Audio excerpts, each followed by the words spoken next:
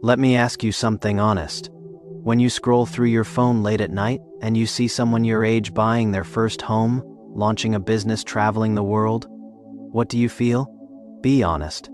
Is it happiness for them? Or is it something quieter, something heavier, a voice that whispers, "Why not me?" You work, you try, you show up every single day. But somehow the gap keeps growing. They move forward. You stay still. And the most painful part isn't the money. It is the question that follows you everywhere. Am I doing something wrong? Or is this just my life? Stay with me.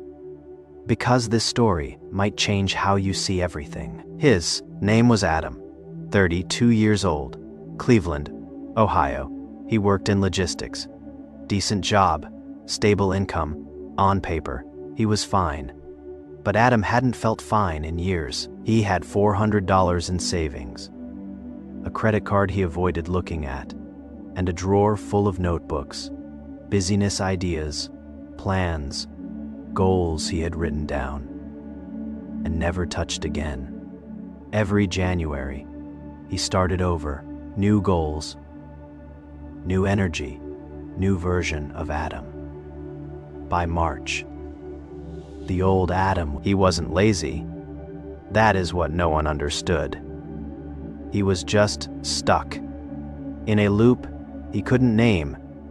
His friend Tyler had just bought a car, Cash Tyler, who grew up in the same neighborhood, who failed the same classes, who used to borrow $20 from Adam at lunch. Adam sat in the parking lot that day and stared at his steering wheel for 11 minutes.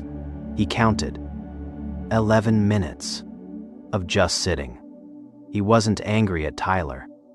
He was scared of himself. Because if Tyler could do it, why couldn't he? He went home that night and opened his bank app, closed it, opened it again, closed it again. He was tired, not physically, but spiritually. The kind of tired that sleep doesn't fix. He had been telling himself the same story for years. I just need a better job, a break, the right moment. But deep down, he knew the job wasn't the problem he was, and that truth was the hardest thing he had ever faced. The first gap was awareness. Adam checked his last 90 days of spending and found $340 going to things he couldn't even remember buying. Not big purchases, small ones. $8 here, $14 there, invisible leaks. He stopped. He tracked every single dollar within 60 days. He had saved $600 without earning more. The money was always there. He just couldn't see it. The second gap was discomfort. Adam noticed that every time he felt financial anxiety, he would distract himself, phone, television, food, anything, to avoid the feeling. He made one simple rule. Whenever he felt the urge to spend impulsively, he waited 24 hours. Just 24 hours. That one rule saved him from 6 bad decisions in the first month alone. The third gap was identity. This one was the deepest. Adam realized he had been making financial decisions from a broke identity without knowing it. He believed he was someone money slipped away from. So it did. He started asking a different question. Not, can I afford this? But, is this what someone building wealth would do? Small shift, massive difference. Month 2 was brutal. His car needed a $900 repair. A friend invited him on a trip. He was eating at home every day, working extra hours, saying no constantly. One night, he sat in his kitchen and thought, is this even worth it? He opened his notes app and looked at his progress. $600 saved, $340 in debt paid. 3 weeks of tracking. He made himself a quiet promise. Just 90 more days. If nothing changes, then I'll stop. He kept going. 6 months later, Adam got a call from his manager.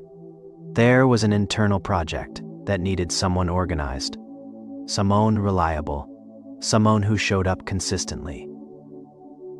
His manager thought of him not because Adam had asked, not because he had talked about his ambitions, but because his behavior had changed, and other people had noticed before he had. He took the project, got a $7,000 raise. That year, he didn't buy anything flashy. He put $5,000 into a savings account he didn't touch. For the first time in his adult life, he had a financial cushion. Not millions, but breathing room. And breathing room changes everything. It changes how you talk to people, how you make decisions, how you see yourself. Adam didn't become rich overnight, but he closed the gap. And closing the gap started with closing the distance. In his own mind, here is the truth. No one wants the difference between people who stay broke and people who build wealth. Is not intelligence. It is not luck. It is not even opportunity. Not at first. It is awareness. Awareness of where the money goes. Awareness of the discomfort you keep running from. Awareness of the identity you are unconsciously protecting. Most people want a better life, but they are making decisions from the person they used to be. Wealth is not built in big moments. It is built in small invisible choices. In the 24-hour pause, before a bad decision, in the tracking app opened, instead of the shopping app, in the question, is this who I want to become? Success doesn't announce itself, it accumulates, quietly.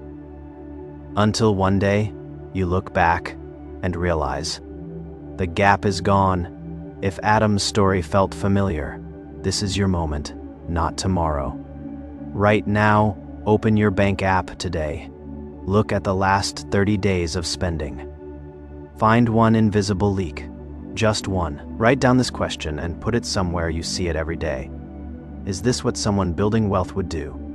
Ask it before every financial decision this week, and comment below.